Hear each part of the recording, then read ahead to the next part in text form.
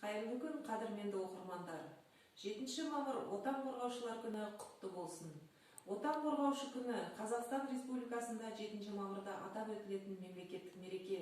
1992 жылы 7 мамырда елбасы Нұрсұлтан Әбішұлы Назарбаевтың жарлығымен Қазақстан Республикасының қарулы күштері құрылды. Көңілдеріңізде көктем шуағындай сезім мен нұр құйып, 7 мамыр Отан қорғаушылар мерекесі де келіп жетті. Бұл күн бейбіт елдің тыныштығын әуеде, құрлықта, теңізде қорғап, өз тағдырын ел тағдырымен байланыстырып жүрген әрбір әскери қызмет үшін ерекше күн. Осынау айтулы мерекенің қай кезде де орны бөлек. Олай болатыны абзал азаматтарымызға деген ыстық сезім, алғыс пен құрмет ешқашан сөнбек емес. Олар өмірдің мәні, көңілдің жыры, әр отбасының алтын қазығы.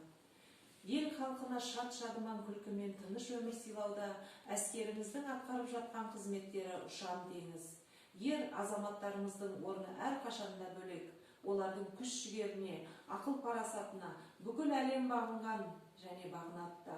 Сондықтан халқымыз жердің қорғаны, елдің тұтқасы деп ерекше ардақтаған. Бұл мереке әр кезде де батылдық пен ерліктің, қаһармандық пен елдіктің нышаны. Отанға деген сүйіспеншілік пен адалдықтың өлшемі.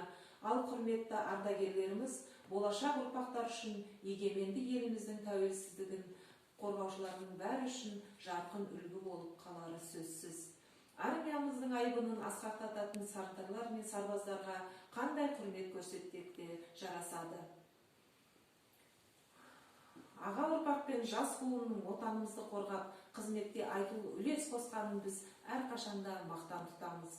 Біздің тәуелсіздігіміз бен тұтастығымызды, тыныштығымыз бен бейбіт тірлігімізді қас қақпай күзетіп тұрған, халқымызға қорған болған ұлттық әскеріміздің айбыны арта берсін.